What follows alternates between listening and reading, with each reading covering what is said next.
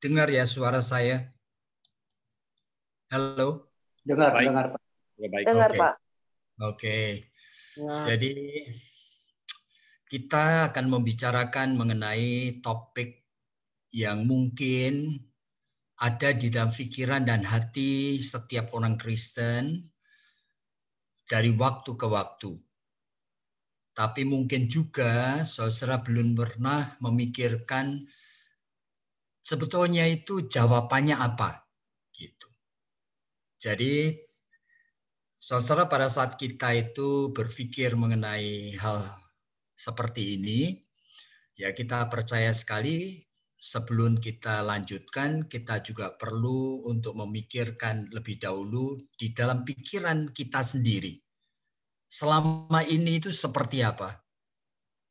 Doa, punya kebutuhan, dan kita itu berpikir apa ya? Pada saat kita bergumul, menunggu, menanti, dan kadang-kadang kok tidak terjawab gitu. Kadang-kadang itu jawabannya itu suatu yang lain. Kadang-kadang jawabannya itu surprising gitu. Nah, sebetulnya apa ya yang sebetulnya itu terjadi? Nah itu. Jadi saudara saya ingin kita itu memikirkan secara bertahap. Yang pertama lebih dahulu saya ingin kita itu aware mengenai ini dulu. Ya. Jadi saya ingin kita aware mengenai apa yang sebetulnya terjadi di dalam pikiran dan hati kita pada saat kita baca Alkitab, ya, untuk apalagi di dalam PA seperti ini. Oleh karena apa? Oleh karena yang paling menakutkan itu sebetulnya justru rutinitas. Kita setiap Jumat adakan PA seperti ini, itu menakutkan. Ya, oleh karena apa? Yang rutin itu selalu pada saat kita baca Alkitab, kita itu selalu berpikir bahwa kita baca Alkitab ikut PA supaya kita mendapatkan sesuatu yang menolong, ya kan, nasihat-nasihat yang menolong gitu. Tetapi baca Alkitab itu bukan itu. It's not a helpful suggestion. Baca Alkitab itu juga bukan untuk mendapatkan preventive warnings, ya kan? Warning itu artinya ya sinyal-sinyal, peringatan-peringatan, ya kan, kesadaran baru supaya kita itu tahu lah. Masa baca Alkitab itu tidak boleh seperti itu? Baca Alkitab itu juga tidak boleh untuk kita itu memikirkan supaya kita dapatkan pikiran-pikiran yang baru.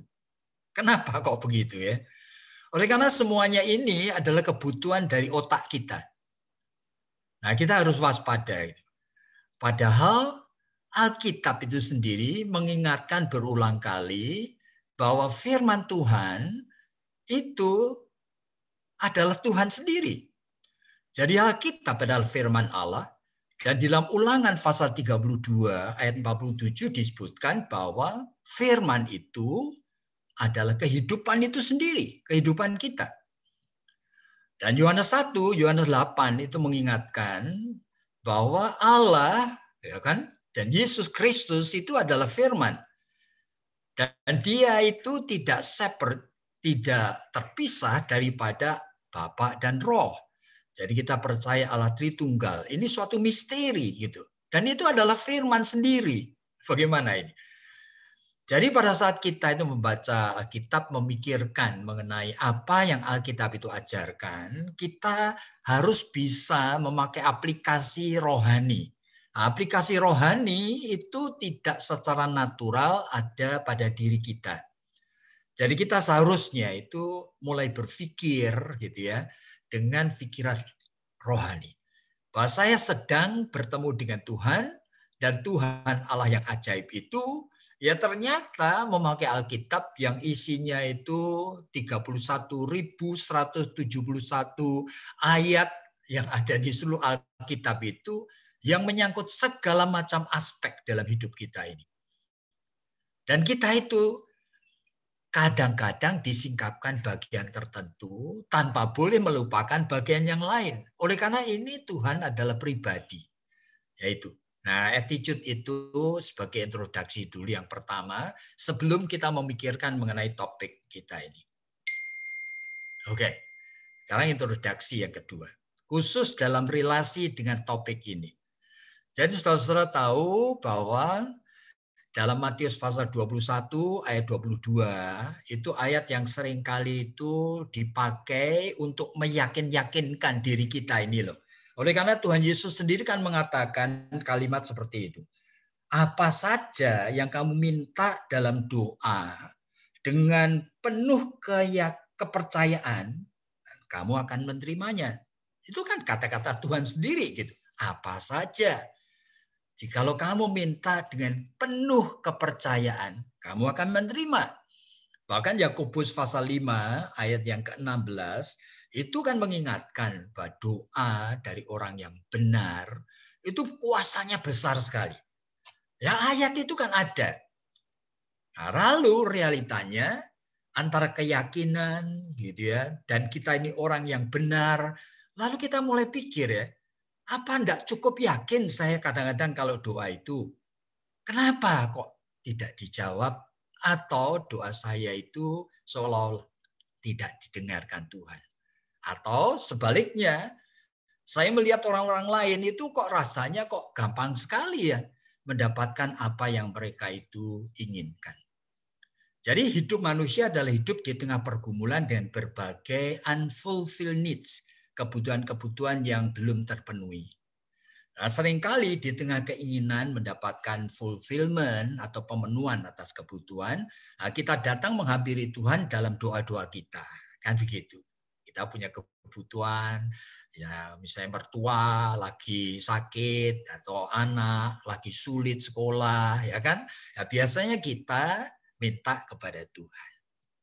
Nah, pengalaman itu memberi kesan yang ternyata ini membingungkan gitu. Membingungkan, kok enggak ada ya resepnya yang membuat Tuhan itu bisa kita prediksi gitu.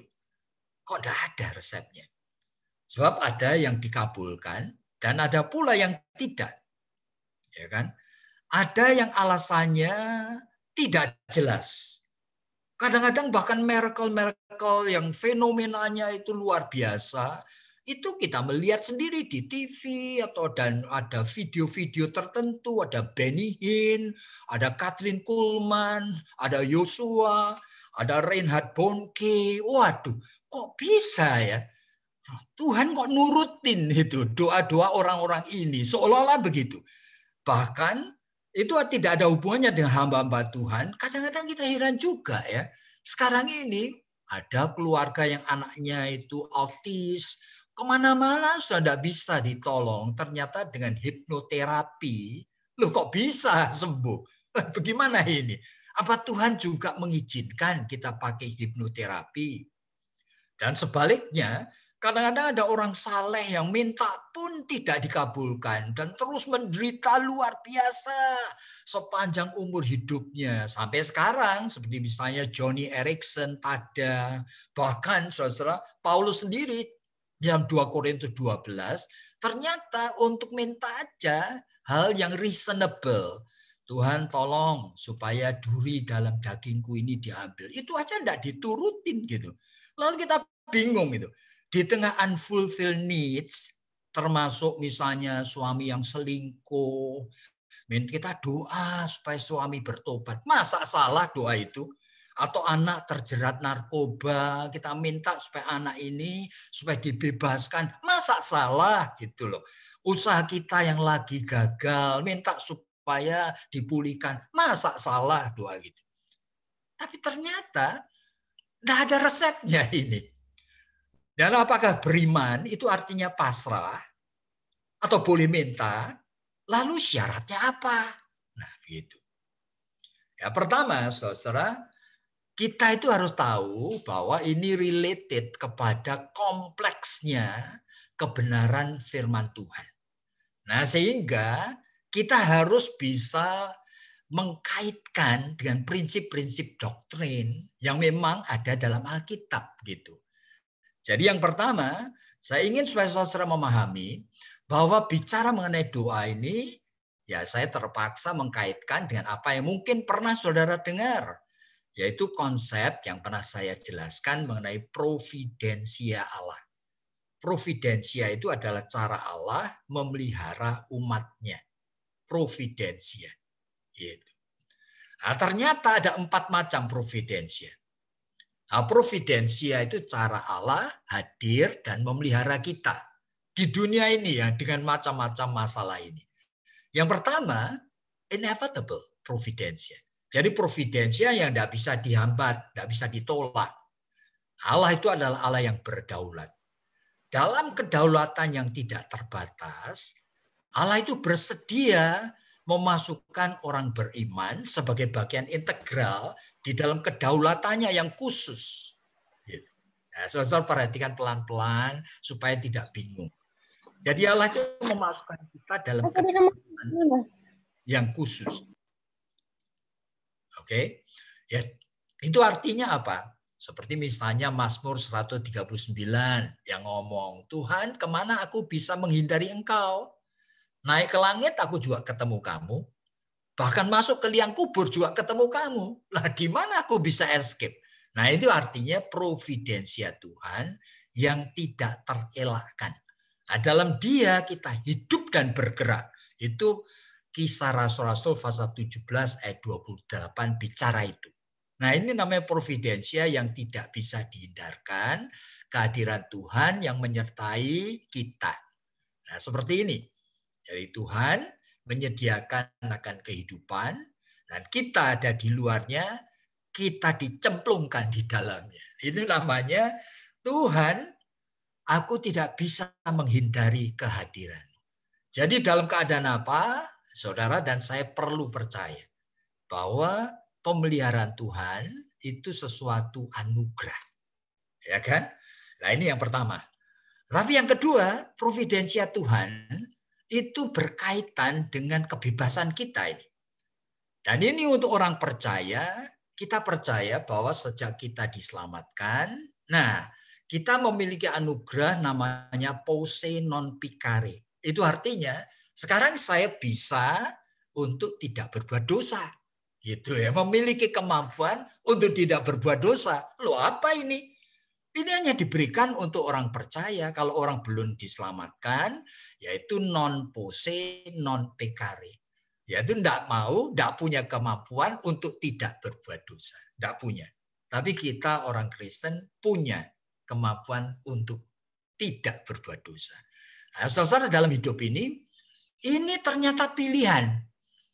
Nah, pilihannya kadang-kadang kita pilih yang betul, yaitu kita nurut Tuhan, yaitu kita merebut momentum prima, sehingga kita itu bisa menghadirkan kebenaran Allah itu dalam hidup kita. Kadang-kadang itu dilakukan, kita alami 5 menit atau 1 menit, ya begitu aja. Tapi nanti waktu yang lain lagi kita mengisi waktu ini, kita memilih ternyata nurut dosa. Sehingga ini menjadi evil momentum, di mana kita submit diri kita kepada natur dosa. Nah ini hidup kita ini kan kayak gini. Dipenuhi dengan variabel kombinasi antara kita berhasil dan kita gagal. Nah, saudara tahu aja.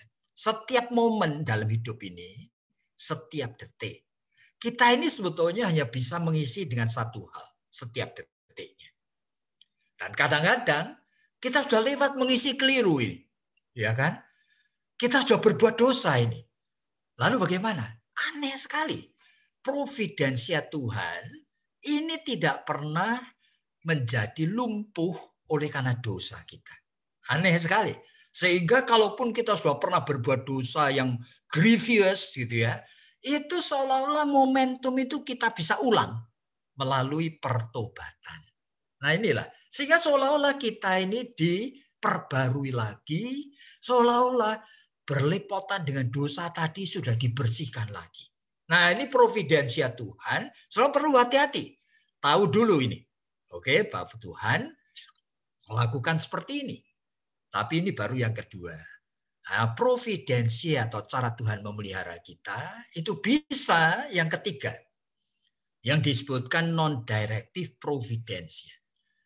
Jadi Tuhan ternyata kadang-kadang memeliharanya secara tidak langsung. Oleh karena apa? Oleh karena kita hidup di dunia yang memang berdosa dan kita menghidupi tubuh darah daging yang berdosa. Nah, sehingga kita perlu waspada di dalam hidup di tengah waktu yang namanya kronos kita ini, ya kan, di waktu kronos kita diingatkan bahwa kita hidup di dalam waktu yang jahat. Oleh karena apa? Dunia ini jatuh dalam dosa dan kita pun orang berdosa. Nah, sehingga hidup di dalam dunia seperti ini, Tuhan itu bukan penyebab satu-satunya lagi. Jadi jangan saudara pikir kalau aku itu menikah dengan si A, ya kan? Oh, karena Tuhan ngaturnya begitu. Loh, enggak begitu, saudara. Bahkan saudara sakit pun, lalu seolah-olah Tuhan itu yang membuat saya sakit. Loh, saudara jangan gitu dong. Oleh karena apa? Dalam hidup di kronos, Tuhan is not the single cause. Bukan penyebab satu-satunya. Ya, meskipun di dalam kronos ini Tuhan memberikan yang pertama kehendaknya. God's will. Diceritakan, dikatakan, ini loh yang aku kehendaki. Kamu jangan berzina, kamu jangan membunuh, kamu jangan mencuri. Ya Tuhan, ratusan kehendak Tuhan disingkapkan. Cuma 99% tidak pernah terlaksana. Jadi kehendak Tuhan itu cuma disingkapkan, tapi tidak terlaksana. Oleh karena di dalam kronos diresponi oleh orang seperti saudara dan saya yang masih hidup di dalam tubuh darah daging dosa. Jadi tidak dilaksanakan. Tuhan menghendaki setiap kita itu mengabarkan Injil. Coba siapa yang nurut? 90% orang tidak pernah nurut. Jadi kehendak Tuhan untuk 90% orang itu tidak berlaku, tidak dilaksanakan. Tuhan menghendaki supaya kamu mendoakan musuhmu. Nah, siapa yang menurut? 99% orang tidak nurut, saudara. Jadi kehendak Tuhan ini cuma disingkapkan. Tuhan menghendaki supaya kamu belajar firman Tuhan. Yang nurut sungguh-sungguh belajar firman Tuhan mungkin cuma 5%. 95% tidak nurut. Jadi kehendak Tuhan ratusan macam diberikan sebagai suatu pilihan.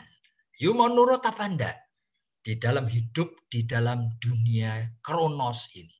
Nah, di dalam kehidupan yang seperti ini, Tuhan itu juga memberikan kepada kita hukum hidup, yaitu hukum alam. Natural law, ya kan? Ya, jikalau kamu itu naik mobil jangan ngebut, ya kan? Kalau kamu ngebut 120, 150 km per jam, waduh, mendadak ada becak lewat, kamu pasti nabrak. Nah, karena hukum alam. Bahkan kalau kamu itu tidak nabrak pun, mendadak kamu rem, tetap loncat barangkali 1 meter. Oleh karena hukum alamnya begitu. Nah, kamu juga jangan menikah dengan orang yang tidak seiman. Tapi kamu terus-menerus bergaul dengan mereka. Sehingga simpati itu mulai muncul. Nah, itu hukum alam. Nah, akhirnya kamu mau menikah sama orang itu. Nah, itu hukum akibat dari hukum alam yang kamu itu tidak waspada. Nah, inilah hidup ini. Terus anakmu bergaul dengan ngapain? Dengan teman-temannya yang pakai narkoba. Ya sudah pasti someday akan ketularan. Ya, itu namanya hukum alam. Oke. Jadi apa yang kita alami, kita waspada sekarang. Bahwa ternyata Tuhan bukan penentu satu-satunya. Dan di tengah itu Tuhan juga memberikan kepada kita kebebasan untuk berpikir, untuk menimbang, ya kan, untuk merencana, untuk memilih yang baik dan menolak yang buruk. Nah, ini free will kita. Dan kita terus-menerus itu terombang-ambing oleh karena apa? Dari diri kita muncul macam-macam dorongan, kebutuhan-kebutuhannya. Kadang-kadang kita tahu persis ini merugikan dan ini sebetulnya hanya kebutuhan insting aja yang sebetulnya alasannya tidak reasonable.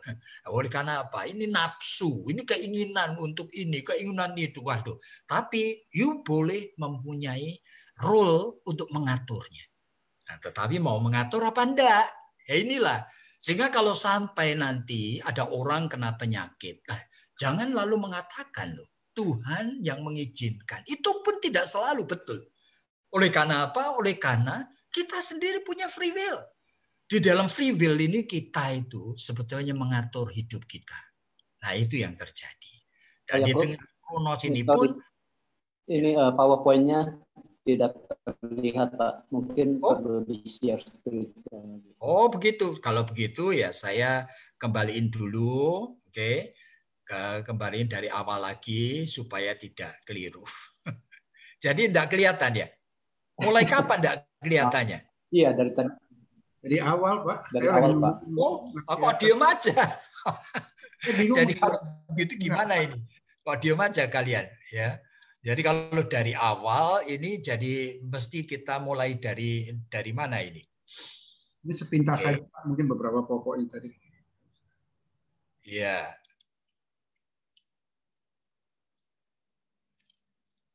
Waduh, saya Dari karena Providensia Allah aja ada 4, Pak. ya, oke. Sebentar, saya mesti share ini. Di mana itu sharingnya? Share screen yang di bawah, yang hijau itu. Iya, hijau. Cuma yang ini yang hijau kok hilang. Jadi saya akan buang dulu ini ya supaya kelihatan join meeting ini. Wah, sorry cara betul. Allah memelihara umat. Hello? Iya.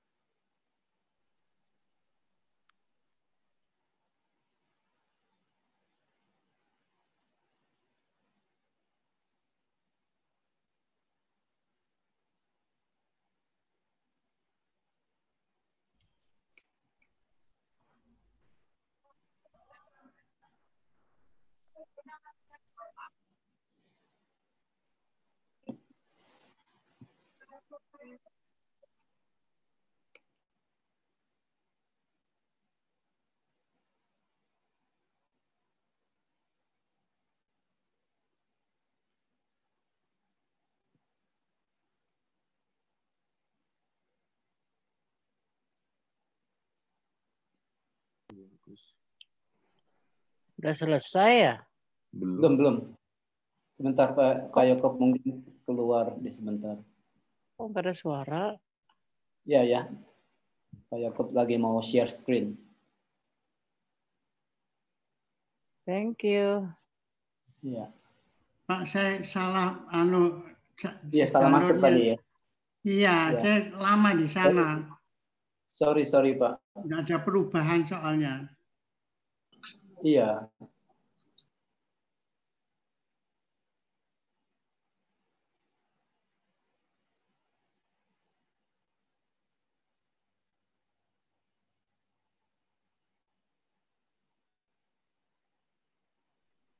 Sebentar. Sorry.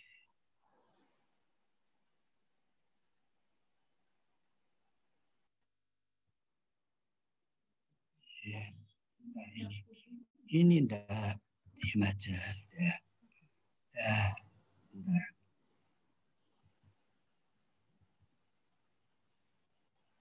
Sorry. Kalian sabar ya. Nggak apa-apa, Pak. Ya. Tadi kita sempat kecelek, Pak. Ya. Ini sudah kelihatan. Sudah kelihatan atau belum? Sudah. Sudah, Pak. Tinggal diperbesar ya. Sudah ada, Pak. Kelihatan. Belum full screen, Pak. Oh, belum full screen. Iya. Klik yang bawah.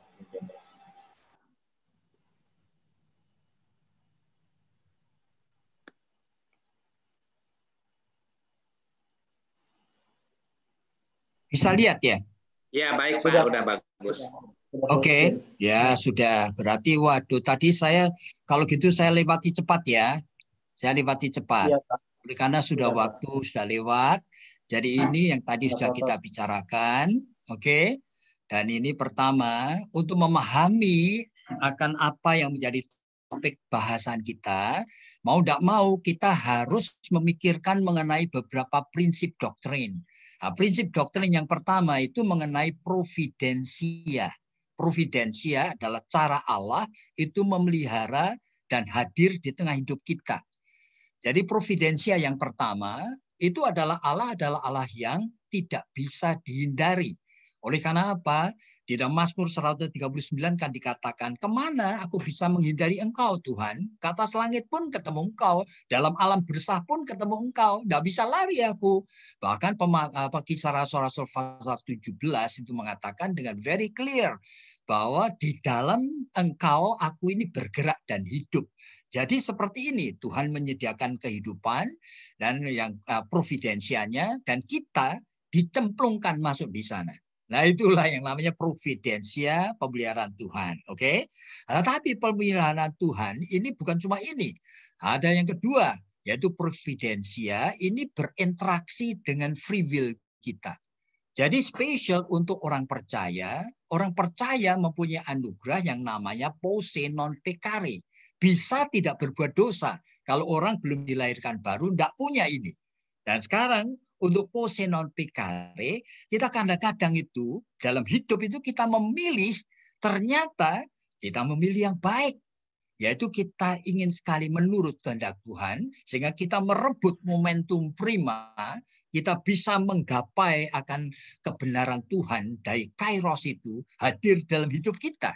Tetapi kita juga pada saat yang sama, barangkali menit kemudian kita memilih sebaliknya.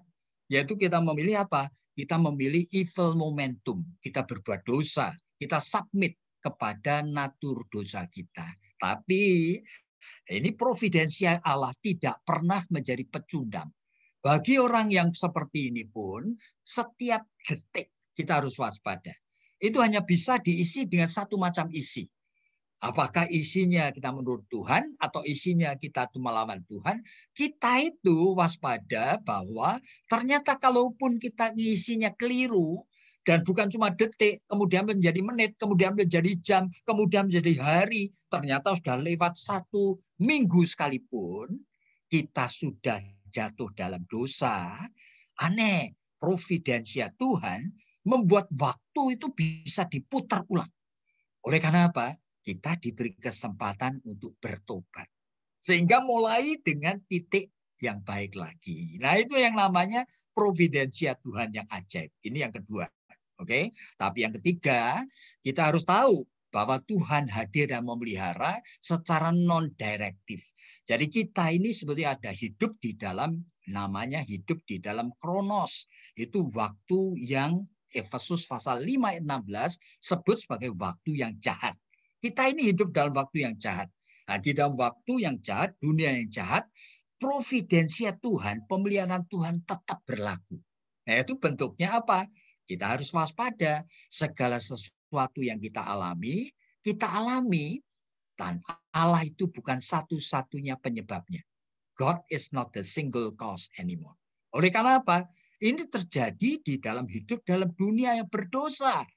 Dan Tuhan itu hanya memberikan apa yang Dia kehendaki, God's will. Dikatakan, jangan kamu berzina, jangan kamu membunuh, jangan kamu mencuri. Tapi 99% kehendak Tuhan tidak pernah berlaku. Hati-hati. Tuhan cuma memberikan kehendaknya, 99% tidak berlaku. Oleh karena apa? Kita tidak meresponi dan tidak nurut. Sehingga meskipun Tuhan mengatakan jangan berzina, ada yang berzina. Itu loh. Tuhan mengatakan kamu harus mengabarkan Injil. Yang nurut itu barangkali cuma 2%. 98% tidak nurut. Tuhan mengatakan kamu harus mendoakan musuhmu. Yang nurut cuma 1%. 99% tidak nurut. Jadi kehendak Tuhan hanya disingkapkan. Dan yang terjadi dalam hidup kita, ternyata sebagian besar kita tidak nurut. Hati-hati. Dan di samping itu, di dalam hidup yang berdosa ini, Tuhan memberikan God's natural law. Jadi hukum alam dari Tuhan. Jadi hukum alam dari Tuhan, Tuhan akan mengatakan, kamu kalau naik mobil jangan ngebut. Kalau kamu ngebut 150 km per jam, tiba-tiba ada becak, pasti nabrak. Sudah. Oleh karena kamu ngerem pun tetap loncat 1 meter. Itu hukum alam. Kamu jangan dekat-dekat dengan orang yang pakai narkoba, meskipun itu sahabatmu. Kenapa? Suatu hari kamu akan ketularan. Itu hukum alam. Jadi kita waspada. Tuhan menghadirkan hukum alam yang kita bisa kenali, kita bisa pelajari. Dan di samping itu dalam hidup kita Tuhan memberikan kebebasan pada kita. Untuk memilih, untuk mensikapi, ya, itu untuk mengatur. Itu semuanya kita tahu. Ada dorongan-dorongan dari dalam batin kita yang arahnya untuk memuaskan nafsu. Untuk apa? Lah, kita waspada dong. Kita punya free will untuk bisa menolak atau nurutin. Nah, dalam hidup ini yang terjadi itu kompleks seperti ini, saudara. Dan di tengahnya ada satanic influence. Di mana dalam Efesus pasal 6 diingatkan bahwa sebetulnya musuhmu itu bukan cuma darah daging. Darah daging ini cuma diperalat sama setan gitu loh. Dalam setiap aspek setan ingin menghancurkan kamu. Nah, kita waspada meskipun kita tahu itu bahwa setan masih belum diberikan full freedom. Kalau diberikan full freedom, kita hancur semua. Jadi masih ada batasnya, gitu, masih ada batasnya. Sama seperti misalnya hipnoterapi, oke? Ya, rasanya kan betul dan boleh dan baik, tapi kita berwaspada. Hipnoterapi itu dari setan, saudara. Meskipun tanda petik kadang-kadang berhasil, kita hati-hati.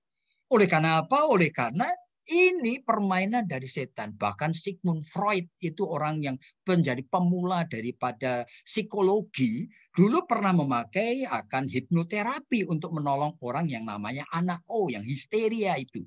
Tapi dia tidak memakai lagi. Kenapa tidak memakai lagi? Oleh karena dia tahu ada unsur X yang dia tidak tahu apa itu. Bagaimana terjadinya tidak tahu. Sehingga meskipun hipnoterapi itu juga works, seolah-olah ada keluarga anaknya otis, di hipnoterapi langsung sembuh. Hati-hati. Ini permainan setan. Di dalam 2 Korintus pasal 11 diingatkan. Setan itu menyaru sebagai apa? Malaikat terang. Sehingga yang ngikutin dia seperti apa? Seperti pelayan kebenaran. Hati-hati di sini. Di dalam area tertentu seolah-olah works. Tapi Tuhan tidak mengizinkan full. Sehingga pakailah hipnoterapi kalau betul berhasil. Di pengadilan-pengadilan tidak pernah bisa. Jadi kalau di pengadilan pakai hipnoterapi, orang yang korup, orang yang membunuh tidak usah diadilin berulang kali. 1 kali aja pasti ngaku. Tapi tidak works. Tidak works karena apa? Tuhan tidak mengizinkan pengaruh kuasa setan itu sampai semuanya. Tidak bisa. Nah, tapi ada kehadirannya dan hadir sebagai malaikat terang. Itu hadir sebagai sesuatu yang terbukti, menolong, memberikan kesembuhan, dan sebagainya. Hati-hati. Gitu. Nah, di tengah hidup yang kompleks seperti ini. Nah, Tuhan itu juga menunjukkan mengenai God's decreed will. Itu artinya apa yang Tuhan tetapkan. Seperti misalnya tadi, setan itu kalaupun juga punya kuasa, Tuhan tidak memberikan kebebasan yang full. Jadi Tuhan juga mengatakan aku itu akan datang kembali. Sudah pasti dia akan datang kembali. Itu God's decreed will. Dan yang terakhir adalah God intervention. Itu artinya Tuhan juga memberikan intervensi. Di tengah kondisi yang kacau, jangan sampai kehidupan dalam Kronos itu menenggelamkan dan menghancurkan anak-anak Tuhan yang sudah diselamatkan. Sehingga God kadang-kadang memberikan intervention. Nah sekarang dalam masalah God intervention ini, saudara lihat 2 contoh seperti ini. Oke. Saya cuma memberi contoh saja. Nah, di dalam intervensi, kadang-kadang itu ada kasus-kasus seperti ini. Saya ada seorang gadis usianya 16 tahun, dia lagi pacaran. Luar biasa dia cintanya kepada pacarnya, tetapi pacar laki-laki ini, kemudian dikirim ayahnya ke Amerika, studio. Bulan pertama masih kirim surat, masih HP, masih ngomong-ngomong, masih Skype, ya kan. Ternyata bulan kedua, bulan ketiga mulai jarang. Kemudian bulan keempat pacarnya dari Amerika itu kasih suatu note tertentu dan mengatakan, setelah aku pikir-pikir, rasanya tuh aku tidak cocok dengan kamu. Jadi aku minta maaf, kita putus saja. Wah, kolaps ya. Anak gadis ini yang sudah cinta sekali kolaps. Dia menangis, dia marah kepada Tuhan. Dalam kamarnya dia pukulin dirinya sendiri. Dia mengatakan Tuhan itu jahat gitu ya. Tapi dia tidak mengerti. Nah, sebetulnya ya kan Tuhan itu intervensi. Melihat anak ini, dia tahu. You itu harus mengerti siapa calon yang kamu sukai tadi. Pada masa pacaran sama kamu aja di Amerika dia langsung cari perempuan lain. Dan sekarang setelah kelewat kira-kira ada 10 tahun, kamu sudah menikah dengan bahagia, ya kan, punya anak, punya suami yang baik, dan kamu mendengar, oh dulu yang kamu sukai itu. Ternyata keluarganya berantakan oleh karena dia punya istri lain, dengan istri lain dia punya anak-anak. Nah bayangin, Tuhan tahu yang bakal terjadi. Tuhan membuat intervensi. Oleh karena anaknya, yaitu kita orang percaya, Tuhan tahu. Kamu tidak akan kuat kalau menikah sama laki-laki seperti itu. Nah, seperti itu. Ini namanya God intervention. Tapi Francis Schaeffer itu kan mengatakan kalimat ini. God is there and he is not silent. Tuhan itu ada di sana meskipun kadang-kadang tidak kita lihat, kadang-kadang tidak kita rasa kehadirannya. Tapi dia itu tidak silent. Cuma saya tidak akan lanjutkan karena waktu, ya, karena ini contohnya nanti kebanyakan. Oke, saya akan teruskan aja di sini. Oke, dan ini sekarang providensia yang berikutnya, yang keempat. Dan ternyata kita itu seolah-olah punya sesuatu asumsi Tuhan itu baik dan seharusnya Tuhan mendengar doaku dan menolong aku. Ya sama seperti Francis Schaeffer tadi katakan, God is there, and he is not silent. Tapi kadang-kadang Tuhan silent. Jadi ini providensia yang keempat, kamu harus waspada, ya kan? Bahwa kadang-kadang reason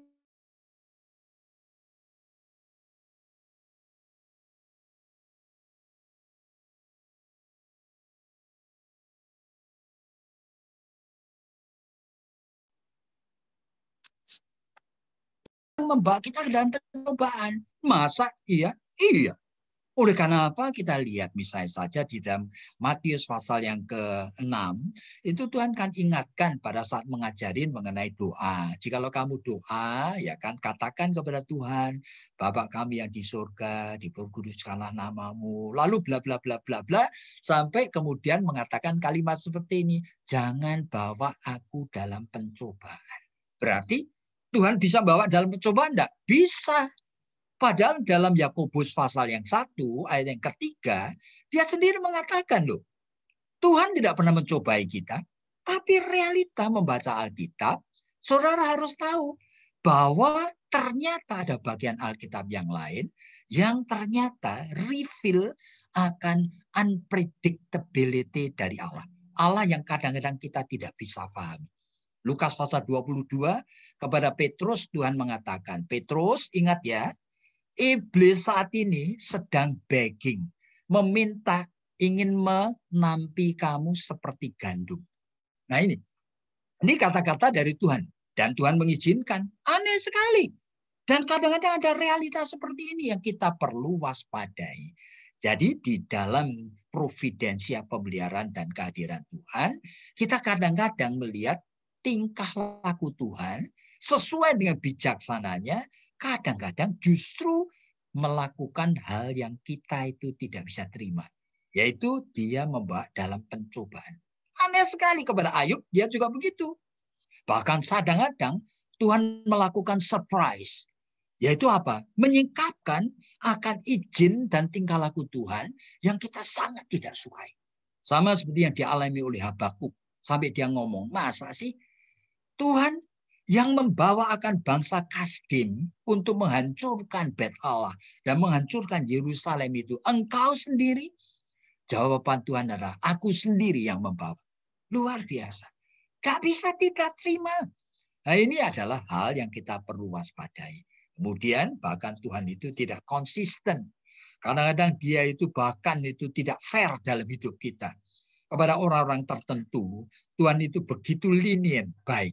Tapi kepada orang lain seperti Yudas, seperti Saul, Tuhan itu seolah-olah kesabarannya pendek sekali. Saya tidak bisa mengerti. Bah, oleh karena apa? Dia adalah Allah yang hidup, yang kebijaksanaannya kita tidak bisa pahami, bahkan 1/100, 1/1000-nya. Kita tidak bisa pahami. He is holy other. Dia adalah Allah yang sama sekali, tanda petik, tidak seperti apa yang kita pikirkan. Nah, inilah. Nah, tugas kita itu hanya nurut dan percaya. Oke, ini bagian yang pertama, saudara. Kita sedang bicara mengenai doa. Ya kan? Apakah ada syarat doa itu dikabulkan apa enggak? Tapi pertanyaan doa mengenai doa ini tidak mungkin terjawab dengan baik jikalau sudah tidak mengerti akan realita siapa Tuhan, bagaimana dia hadir di dalam hidupmu, bagaimana dia melibatkan dirinya dengan hidupmu. Nah, ini bagian yang pertama. Sekarang bagian yang kedua. Di tengah kompleksnya providensia, yaitu cara Allah hadir, melibatkan, dan sebagainya. Kita perlu tahu. Yang kedua ini ya, kita perlu tahu apa? Bahwa anugerah Allah yang terbesar. Seringkali justru kita tidak mau. Kita itu lagi bicara mengenai doa. Doa itu kan permintaan kita, kebutuhan kita. Dan kita inginkan itu. Tapi kita kadang-kadang lupa. Yang Tuhan itu sediakan untuk kita, yang paling baik justru kita tidak mau. Jadi Filipiense itu menuliskan sesuatu yang menarik sekali. Gift nobody want. Anugerah yang tidak ada orang suka. Aneh. Itu adalah anugerah yang Tuhan sediakan bagi kita. Yaitu apa? Anugerah yang Tuhan sediakan supaya kita itu menjadi makin mirip seperti gambar anaknya. Yaitu mirip seperti Tuhan Yesus. Apa saudara mau? Ini menjadi masalah. Oleh karena ternyata ini tidak selalu merupakan sesuatu yang kita inginkan. Kita hanya ingin berkatnya saja. Tapi kita tidak ingin untuk mendapat anugerah yang terbesar tadi. Untuk dibentuk menjadi serupa dengan gambar anaknya. Ya, sehingga kalau sampai ada orang-orang yang mulai bisa mengerti dan kita sendiri sudah belajar puluhan kali dari orang tersebut, kita tetap juga takut untuk masuk ke sana. Seperti Paulus, misalnya di dalam Filipi itu sampai mengatakan kalimat ini, yang ku kehendaki adalah menjadi serupa dengan Kristus dalam kematiannya, dalam kebangkitannya. Bayangin. Jadi saya kalau ditanya, saya enggak, waduh, belum mau, belum bisa. Saya minta seperti itu. Padahal itu anugerah terbesar. Nah, saya Dietrich Bonhoeffer itu adalah seorang Jerman yang kemudian mati oleh karena Hitler. Tetapi dia di dalam suratnya Letters from Prison, dia sampai mengatakan gitu ya, bahwa Tuhan yang dia kenal itu kadang-kadang itu menjadi weak and powerless. Seolah menjadi Allah yang lemah, yang tidak berdaya. Tetapi dia tuh tahu satu hal. Tetapi apa yang dia lakukan? Itu adalah cara Allah yang terbaik untuk menyertai aku. Dengan seolah-olah tidak peduli terhadap aku. Seolah-olah itu meninggalkan aku. Adalah cara yang terbaik. Sebetulnya dia menyertai aku. Itu ajaib sekali. Nah, di tengah providensia, Tuhan memelihara kita dari yang jahat. Ya kan? Di dalam Yohanes pasal 17, dari dosa yang hadir. Oleh karena Tuhan, providensianya, penyertaan dan memeliharanya, bukan memanjakan kita. Tuhan ingin dalam hidup kita yang sementara, di dalam Yohanes pasal 17, kamu hidup di dunia ini sementara. Meskipun dunia ini bukan tempatmu, kamu bukan milik dunia lagi. Tetapi Tuhan ingin di dalam doanya kepada Bapaknya, lindungi anak-anakku dari yang jahat. Ya itu aja. Berarti saudara tahu kenapa kita masih hidup di dunia meskipun kita sudah diselamatkan. Kalau kita tujuannya supaya selamat toh, ya langsung habis diselamatkan kita dibawa naik ke surga dong. Tapi Tuhan tidak. Memang menempatkan kita di dunia, meskipun dia tahu dunia ini jahat, dunia itu penuh dengan dosa. Oleh karena apa? Dia ingin supaya kita menjadi pemenang-pemenang. Ya, sebagai anak-anak yang bisa mendemonstrasikan kemenangan darah Kristus, salib Kristus di dalam kehidupan ini. Oke? Jadi inti providensia dari Tuhan adalah membebaskan kita dari dosa. Sekarang selanjutnya. Nah, untuk itu, kita harus tahu bagaimana kita dapat menghargai yang Allah itu sediakan. Oleh sebab itu kita perlu kenal prinsip yang kedua sekarang. Jadi kalau saudara tadi sudah ngerti, ya kan? Ini saya punya pikiran pada saat saya doa, yaitu apa? Untuk mendapatkan apa yang aku mau. Tetapi kita kadang-kadang lupa, ya kan, bahwa kita mendapatkan anugerah terbesar yang disediakan yang kadang-kadang kita tidak mau. Nah, untuk bagaimana kita menyesuaikan diri dengan apa yang Tuhan sediakan, oleh karena tugas dari PA adalah apa? Supaya kita kenal Dia, mengasihi Dia. Berarti kita itu belajar menyesuaikan diri dengan Dia. Ya, nah untuk itu perlu tahu, memahami bagaimana kita dapat tanda petik mengalami Allah kehadirannya dan kita menjadi orang yang diperkenan olehnya. Bagaimana sekarang? Nah, di sini kita baru berpikir mengenai syarat-syarat yang kita harus penuhi. Oke, yang pertama, saudara perhatikan akan Efesus pasal 2 ayatnya ke-8. Saudara, Efesus pasal 2 ayatnya ke-8 itu kalimat dari Paulus mengatakan seperti ini. Yaitu karena kasih karunia kamu diselamatkan oleh iman. Saya akan ulangi ya. Karena kasih karunia kamu diselamatkan oleh iman. Kasih karunia itu apa? Kasih karunia itu kelahiran baru. Kasih karunia itu prevenient grace. Kasih karunia itu adalah keselamatan itu sendiri. Yang realitanya meskipun sudah diberikan, kita tidak tahu di mana hadirnya. Kita tidak bisa merasakan. Oleh karena apa? Di dalam Ibrani pasal 11 kan dikatakan, ya kan? Iman itu apa? Oh, iman itu adalah tanda petik dasar dari segala sesuatu yang kita harapkan, termasuk surga itu. Oke? Tapi yang kedua, iman adalah bukti. Bukti dan dikatakan bukan proof, tetapi evidence. Suatu yang bisa kualami. Bukti dari apa? Bukti daripada apa yang aku tidak lihat. Berarti apa? Berarti bukti pengalaman aku alami bersama dengan Allah yang aku tidak pernah lihat. Nah, kalau saudara hati-hati di sini. Jadi kembali kepada Efesus pasal 2 tadi, di mana kasih karunia memang itu merupakan sesuatu yang dianugerahkan kepada saudara dan saya. Mudah-mudahan saudara sudah terima ini, kelahiran baru. Tapi anugerah kelahiran baru itu sendiri, manusia tidak ngerti. Tidak bisa rasakan. 5 sensis kita ini tidak bisa kontak, tidak bisa menyentuh itu. Oleh sebab itu, Allah memberikan anugerah yang kedua. Anugerah yang Allah berikan yang kedua itu iman.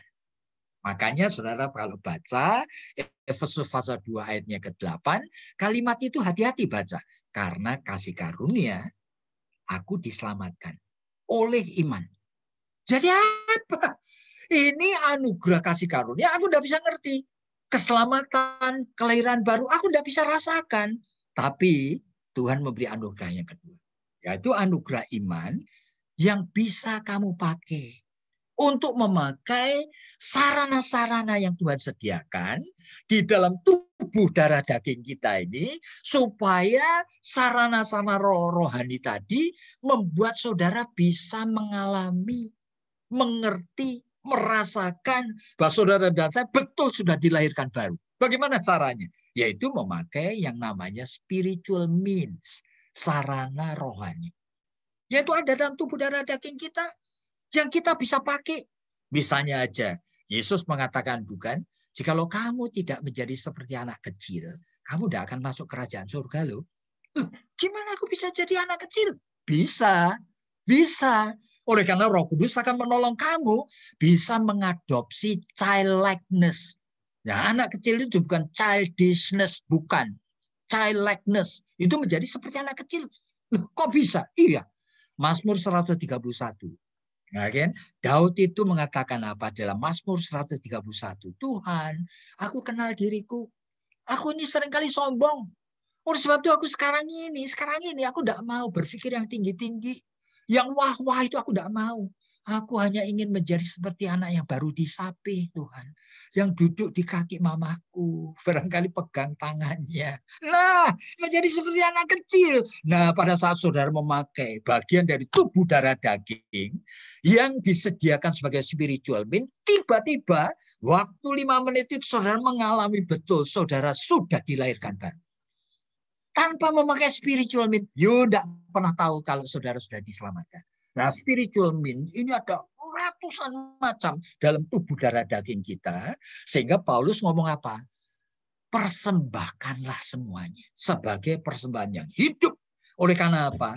Tubuhmu, the living sacrifice, the living body ini sebagai ibadat yang sejati.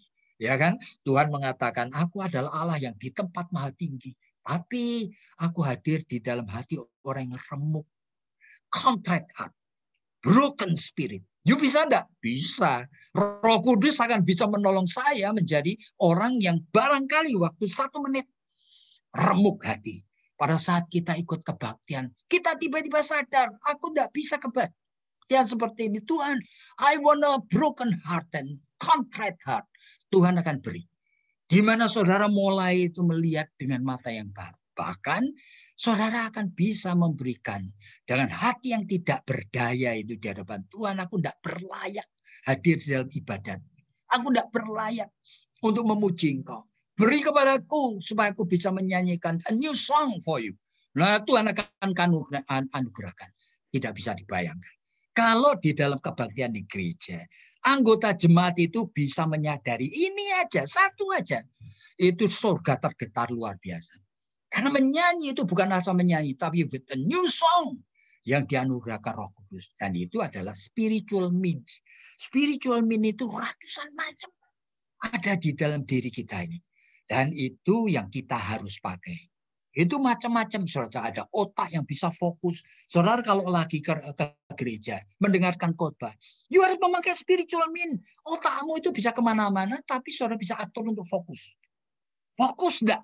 Nah, tanpa fokus, ini gone. Firman Tuhan itu gone, lewat. Dan pikiran kita dapat diperbarui. Dan hati kita itu bisa kita itu atur. Bahkan motivasi dapat kita itu bisa atur. Semuanya ini adalah spiritual means. Taat pada firman, ingin menyenangkan hati Tuhan, mendidik diri. Sampai mengatakan, oh hai jiwaku, pujilah Tuhan. Masa tidak bisa? Bisa.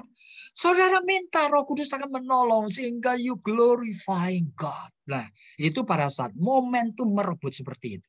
Saudara itu langsung mengalami arti dari kelahiran baru. Saudara langsung bisa membuktikan bahwa saudara orang yang sudah diselamatkan. Nah, inilah. Meskipun demikian. Nah, ini bagian yang kedua ya. Tadi bicara doa. Doa itu bagaimana? Apa ada syaratnya supaya Tuhan berkenan? Tapi saya sudah ingatkan, kita hidup di dunia dan kita itu tanda petik kadang-kadang lupa dan bahkan tidak mau anugerah yang Tuhan sediakan. Kita tuh maunya yang aku mau, aku yang pengen, terus begitu. Dan untuk bisa menyesuaikan dengan Tuhan, kita mulai kenal sekarang how to abide in Him itu seperti tadi. Yaitu mengalami kasih karunia-Nya menjadi real. Yaitu pada saat your faith itu being exercise, memakai spiritual means untuk ngapain? Connect dengan God. Begitu spiritual means dipakai, you connect with God. Nah, itu yang terjadi. Meskipun demikian, keberhasilan kita untuk dapat memenuhi syarat yang diperkenan, itu pun tidak menjamin permohonan doa kita dikabulkan. Nah, saya harus hati-hati. Ya oleh karena apa? Oleh karena contohnya banyak sekali. Makanya pertanyaan kita jawabnya why? Karena kita tetap hidup dalam tubuh darah daging yang berdosa. Ya kan? Kita hidup bahkan di dalam waktu yang berdosa. Kadang-kadang kita tidak tahu yang kita minta. Apa betul itu real? Meskipun, suamiku selingkuh. Aku minta supaya bertobat. Wah, masa salah? Meskipun permintaan kita yakin. Nah, kita perlu waspada dengan sungguh. Seringkali tetap itu bukan permintaan yang benar. Aneh sekali. Begitu saudara-saudara bergaul dengan Tuhan, kita bisa membedakan what we want is not always what we need. Apa yang kita ingin, kita mau, tidak sama seperti apa yang kita butuhkan. Tuhan tahu yang kita butuhkan. Dan Tuhan tahu sehingga menuntun kita supaya dalam doa itu makin lama makin menyesuaikan diri dengan apa yang kita real need. Bukan what I really want. Bukan. Real need. Ya Tuhan hanya yang tahu. Dan kita dituntun ke sana apa kita mau. Dan kita waspada, nafsu itu bisa menjebak kita. Sehingga kita itu terus ingin. Ya kan, seperti anak yang harus bertobat Tuhan. Aku inginkan. Kadang-kadang itu sudah terjebak menjadi nafsu. Dan kadang-kadang Tuhan bisa dipaksa untuk nurutin nafsu. Jadi itu ada di dalam Mazmur 106, bukan? Nah, Mazmur 106 itu mengatakan Tuhan memberikan segala sesuatu yang mereka minta. Itu Israel yang keluar dari Mesir, kemudian di tengah jalan setiap berapa bulan tiap hari makan mana. Kemudian mengatakan kami muak sama mana. Lalu mau apa? Kami minta daging. Gila. Di tengah padang gurun mau minta daging. Tuhan itu mengatakan, oke, kamu mencobai aku ya. Besok aku akan tiupkan angin dari timur. Jutaan burung puyuh itu akan hinggap di perkemahanmu. Kamu akan makan daging sampai kenyang. Tapi sebagian besar dari kamu akan mati. Bayangin. Jadi anugerah Tuhan kadang-kadang itu karena nafsu Tuhan itu beri loh. Tapi rohani kita itu akan kering. Kita akan mati. Hati-hati. Jadi dengan kondisi seperti ini kita waspada. What we want is not always what we need. Yang ketiga sekarang. Jadi antara ketulusan, kebenaran, dan permintaan kita. Dengan kehendak Tuhan, kita sudah tulus sekarang. Kita sudah benar sekarang. Dengan kehendak Tuhan, titik perjumpaannya itu di mana? Yaitu pada saat kita itu diperkenan dia. Wah, ini sulit ya. Ini teologi ya, saudara perhatikan di sini ya. Saya memberikan kasus ini, yaitu pada saat kita itu beberapa waktu yang lalu. Tanggal 20 yang lalu mulainya ada Omnibus Law, kemudian ada macam-macam itu. Wah, demonstrasi. Saya terus terang aja takut. Oleh karena ditunggangi ini. Dan kemungkinan bisa berhasil oleh karena apa? Didanai sehingga anak-anak turun ke jalan dan sebagainya. Ratusan anak Tuhan termasuk saya itu berdoa. Minta belas kasihan Tuhan. Jangan sampai bangsa ini kolaps. Jangan sampai pemerintahan Jokowi ini jatuh. Ya, permintaannya betul. Oke. Tapi tetap ada kekhawatiran. Meskipun saya tulus doa. Saya sampai netesan air mata. Karena apa? Saya mencintai Jokowi dan saya mencintai pemerintahan ini. Oke, saya minta Tuhan kalau boleh radikalis yang menunggangi dan orang-orang jahat menunggangi supaya tidak lagi punya kekuatan untuk mengatur ini. Tapi dalam hati saya kekhawatiran muncul. Oleh karena apa? Doa saya pun dalam ketulusan ini masih bisa keliru. Kenapa? Doa kita mungkin tidak tepat. Yang kedua, doa kita tidak akan dikabulkan. Oleh karena apa? Oleh karena Tuhan memang mungkin punya rencana membiarkan Indonesia hancur. Itu dalam pikiran saya muncul. Iya. Kenapa buktinya? Lu buktinya zamannya Yeremia, zamannya Habakuk, bahkan umatnya aja dibiarkan hancur. Jadi masa tidak mungkin bahwa Tuhan akan membiarkan begitu. Nah ini. Lalu yang muncul yang ketiga, doa kita bisa ditolak. Oleh karena kita itu doa dengan air mata pun belum tentu kita tulus loh. Meskipun dalam Yakobus pasal 5 ayat 16 dikatakan doa orang benar. Tapi saya bertanya di dalam diri saya, I'm the right person. Apa saya sudah benar di hadapan Tuhan juga? Dan di dalam Matius 17 ayat 21 kita diingatkan. Di belakang semua yang jahat itu kuasa kegelapan. Ingin menghadapi kuasa kegelapan. Ada pertanyaan. Apakah kamu doa dan puasa? Saya kaget. Ternyata saya tidak puasa. Saya cuma doa toh. Ini. Apakah tidak ya doa tidak dikabulkan karena tidak benar-benar saya bersama teman, bersama orang-orang di gereja itu adalah sepakat sehati di dalam ikatan kasih Kristus. Bukankah di dalam Matius pasal 18 ayat 19 disebutkan begitu? Jikalau dua orang sepakat di dalam doa, Tuhan akan kabulkan. Sepakat, betul sepakat. Atau jangan-jangan saya kurang yakin. Jadi di dalam ketulusan dan kebaikan yang kita sudah usahakan untuk mengalami, kita kedekat dan abide in Christ pun. Perjumpaan antara ketulusan kita dengan apa yang Tuhan sediakan. Ketemunya pun. Kadang-kadang kita itu tidak selalu punya encountering point-nya. Saudara bayangkan. Jadi di tengah ketidakjelasan kita belajar satu hal saja yang perlu. Yaitu untuk belajar diperkenan oleh Allah. Jadi sekarang perhatikan di sini ya. Untuk konklusi kita. Saya ngomong harus cepat. Ini doa yang wrong. Doa yang wrong itu kayak gini polanya. Saya, Allah di sana. Lalu ada kebutuhan di sini. Doa yang wrong, yang salah itu ngapain? Saya melihat kebutuhan saya. Saya minta kepada Tuhan. Supaya Tuhan memberi pada saya. Ini pola doa yang kita pakai. Kemana-mana terus-menerus kayak gini. That's wrong. Kenapa? Fokusnya saya dan kepentingan saya yang terpenuhi. Tuhan saya peralat untuk menjadi sarana memenuhinya. Itu yang wrong. Tapi doa yang betul ini seperti ini polanya. Ini yang wrong, 1, 2, 3 geraknya. Tapi yang betul itu right prayer. Saya di sini. Tuhan di situ. Sebelum ada kebutuhan, saya memang suka bergaul sama Tuhan. Nah inilah. Jadi apart from the need yang nanti akan muncul. Saya sebetulnya sudah bergaul sama Tuhan. Nah sekarang kalau ada kebutuhan, saya itu kemudian mulai berinteraksi dengan kebutuhan itu. Dan saya membawa kebutuhan kepada Tuhan. Melalui kondisi di mana saya bergaul dengan dia. Dan akibatnya apa? Dia akan memberikan respon. Nah, responnya ngapain? Menuntun saya melihat kebenaran, dibawa kepada Tuhan sekarang supaya Tuhan mengabulkan. Jikalau sesuai dengan kehendak. Jadi doa yang benar, doa yang keliru itu polanya beda. Jadi harusnya fokus kita itu kepada pengenalan pergaulan dengan Tuhan. Karena dialah saja yang kita inginkan. Lebih dari dia sebetulnya itu menjadi sekunder. Oke, jadi doa yang benar adalah doa yang dituntun Roh Kudus. Sehingga bukan need fulfillment orientationnya. Tetapi encountering with God. Makin lama secara progresif itu kita makin dekat. Dan kita diubahkan.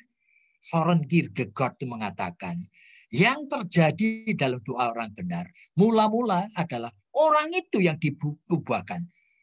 Baru dia nanti bisa melihat kebutuhannya dengan pikiran dan perasaan dari Kristus.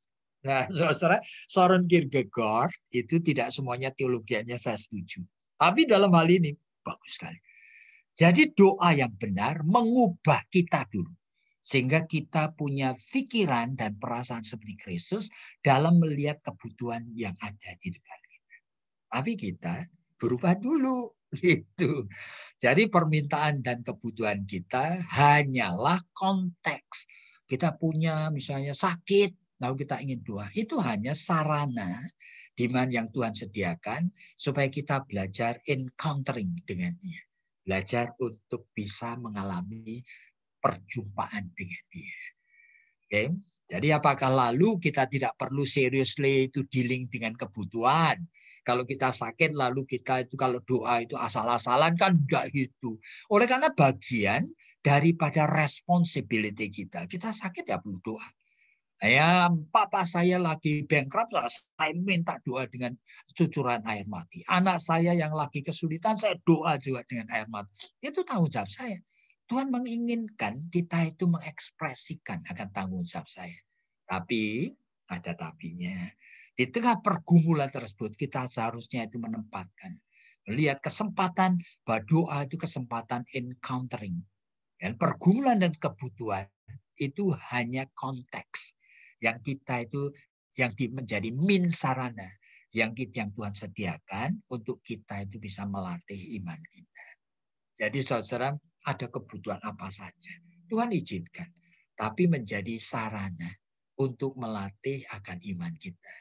Kita belajar tidak terjebak untuk memaksa Tuhan dan kebutuhan kita. Kita belajar percaya Tuhan menyertai kita dan menyediakan yang terbaik bagi kita. Oke?